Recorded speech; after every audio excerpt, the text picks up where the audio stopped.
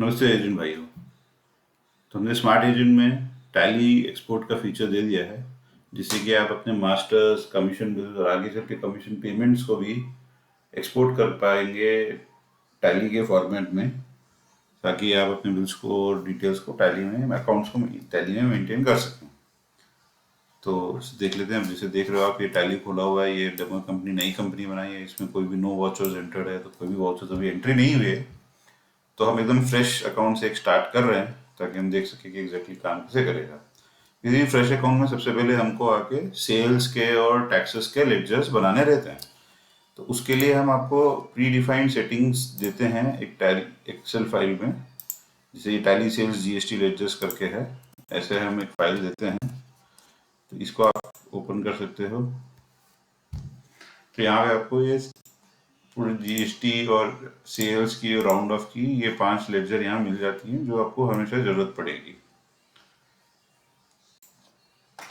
तो इसको पहले हम इंपोर्ट कर लेते हैं टैली में, देखते हैं कैसे होगा। यहाँ पे हम इंपोर्ट में गए, मास्टर्स। यहाँ पे जनरली आपके डाउनलोड फोल्डर में होगा, तो आप वहाँ डाउनलोड फोल्डर से डाउनलोड कर सकते हो, इसको इंपोर्ट कर सकते हो इसको। यहाँ पे हम गए डाउनलोड फोल्डर में, यहाँ पे आ गया टैली सेल्स जीएसटी लेडजर्स। इसमें लेजर वाली वर्कशीट को करना है डिफॉल्ट टेम्पलेट। यहाँ वापस लेजर चूज कर लीजिए, इग्नोर डुप्लीकेट्स कर दीजिए, इंपोर्ट समरी यस। यहाँ में बैकअप है, इंपोर्ट के पहले का बैकअप। यहाँ पे मैं नो दे रहा हूँ, लेकिन आपको हमेशा यस देना है यहाँ पे, नहीं तो हमको बार बार वही चूज करना पड़ेगा, इसलिए मैं अभी नो दे रहा हूँ। यहाँ पे इंपोर्ट, तो यहाँ पे ये इंपोर्ट हो गया, क्रिएटेड सक्सेसफुली। अगर आप यहाँ देखोगे तो यहाँ पे सेल्स के लेजर और बाकी सारे लेजर्स हैं बन गए। इसके अंदर अगर आप देखोगे तो एचएसएन की डिटेल, टैक्स की डिटेल सब ऑटोमेटिकली हमने डाल ही रखी है। आपको चेंज कर सकते हो।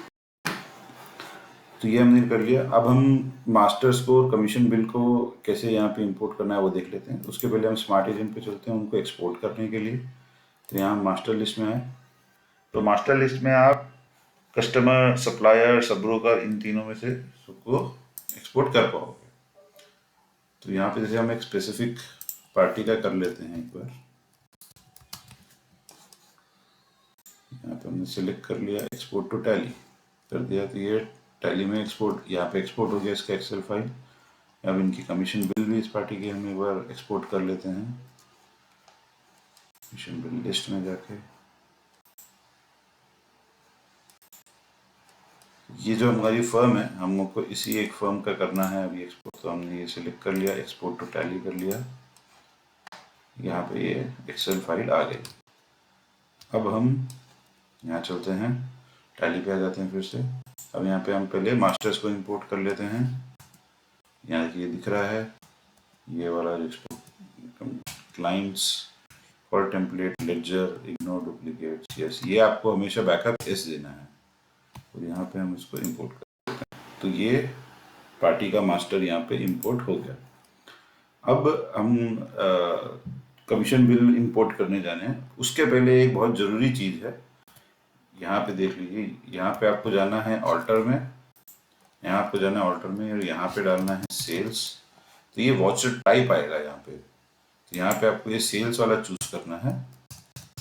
और ये मेथड ऑफ वाउचर नंबरिंग जो है, इसको मैनुअल करना है। इससे क्या है कि हम जो कमीशन बिल का नंबर देते हैं वो यहाँ पे एक्सेप्ट होगा, नहीं तो वो ऑटोमेटिक नंबर दे देगा, तो उससे आपकी डुप्लीकेट एंट्री होने की भी चांसेस रहते हैं। तो इसलिए इसको मैनुअल कर देना है, और प्रिवेंट क्रिएटिंग डुप्लीकेट वाउचर्स को यस कर देना है, जिससे कि डुप्लीकेट अगर हम एक ही बिल को 2 बार इंपोर्ट करने की कोशिश कर रहे हैं, तो फिर टैली हमको रोक देगा वो करने से। तो ये हमने कर दिया। अब इंपोर्ट कर सकते हैं। अब हम इंपोर्ट करने के लिए तैयार हैं, तो हम यहाँ ट्रांजैक्शंस में जाते हैं, और यहाँ पे हम फिर से डाउनलोड वाला फोल्डर हमको जरूरत पड़ेगी। हम गए डाउनलोड्स में, और ये कमीशन बिल यस। ये बैकअप आपको यस देना है हमेशा, मैं नो दे रहा हूँ अभी, पर आपको हमेशा यस देना है। ये हमने इंपोर्ट कर लिया, ये इंपोर्ट क्रिएट कंप्लीटेड सक्सेसफुली आ गया। अब यहाँ पे हम चलते हैं, देख लेते हैं कि भाई सेल्स रजिस्टर में क्या हुआ है, कैसे दिख रहा है। तो यहाँ सेल्स रजिस्टर में हम जाते हैं, तो यहाँ ये देखिए, ये तीनों बिल हमको देखने को मिल रहे हैं, नीटली एंट्री हो गए हैं। और ये वाउचर नंबर 5, 6, वाउचर नंबर यहाँ पे हमको मिल जाता है। इसमें से आप किसी में भी जाके खाली आपको ये एक्सेप्ट कर तो ऑटोमेटिकली पूछेगा जनरेट ई इनवॉइस, आपने यस दे दिया तो आपका ई इनवॉइस जनरेट हो जाएगा। उसके अलावा अब इसमें यहाँ पे भी देख लेते हैं कि जीएसटी में कैसा दिखा रहा है ये। तो display statutory report, GST reports, GSTR1 में हम गए तो यहाँ पे ये दिखा रहा है ready for export included in return. तो ये रिटर्न में ये तीनों बिल हमारे इंक्लूड हो चुके हैं, हम देख सकते हैं। इसमें कई बार क्या होता है कि जीएसटी के कैलकुलेशन में कोई 1 या 2 पैसे के फर्क के कारण कई बार इसमें टैली आके उसको एक्सेप्शंस में डाल देता है। तो उससे बचने के लिए आप एक काम कर सकते हो कि ये F11 में जाइए, ये सेट और अल्टर जीएसटी रेट है, यस दे दीजिए। फिर यहाँ पे ignore differences in tax values दिया हुआ है, ignore differences in tax values को आप 10 पैसा दे दीजिए, ताकि 10 पैसे तक के फर्क में ये ग्रेटर और लेस देन डाल दीजिए। 10 पैसे तक के फर्क में आपको टैली अलर्ट नहीं देगा। अगर फर्क 10 पैसे से ज्यादा का हो कैलकुलेशन में तो वो आपको अलर्ट देगा टैली।